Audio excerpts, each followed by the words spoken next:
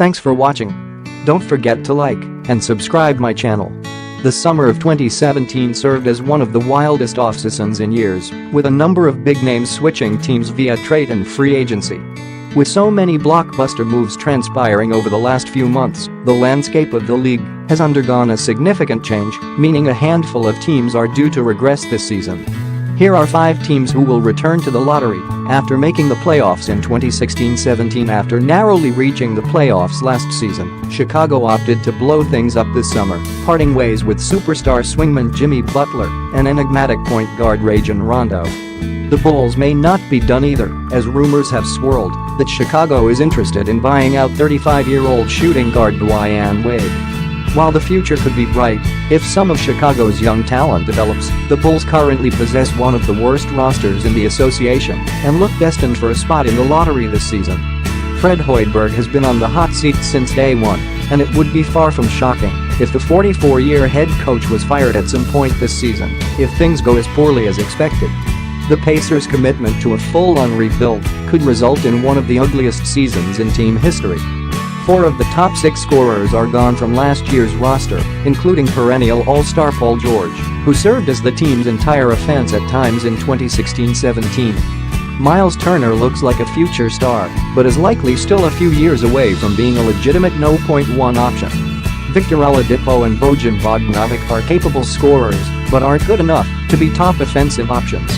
All in all, 2017-18 is sure to be a long season for Pacers fans. With starters Paul Millsap, Dwight Howard, and Thabo Sefolosha all gone from last year's roster, it seems inevitable that 2017-18 will mark the end of the Hawks' streak of 10 straight seasons with a playoff appearance.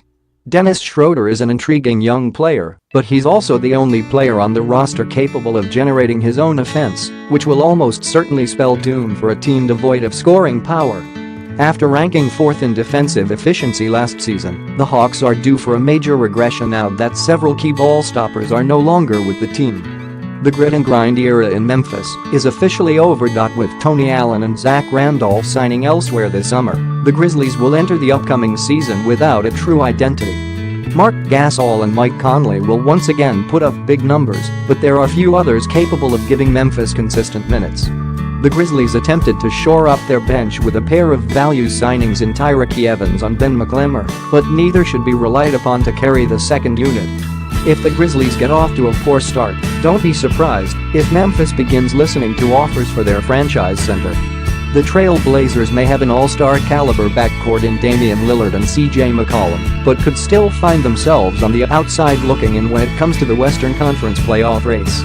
Both the Denver Nuggets and Minnesota Timberwolves improved significantly this summer, while the Utah Jazz should continue to dominate defensively despite losing George Hill and Gordon Hayward. While the Blazers should have no problem generating offense, this is still a team that finished 21st in defensive efficiency last season and did little to address its frontcourt holes this summer.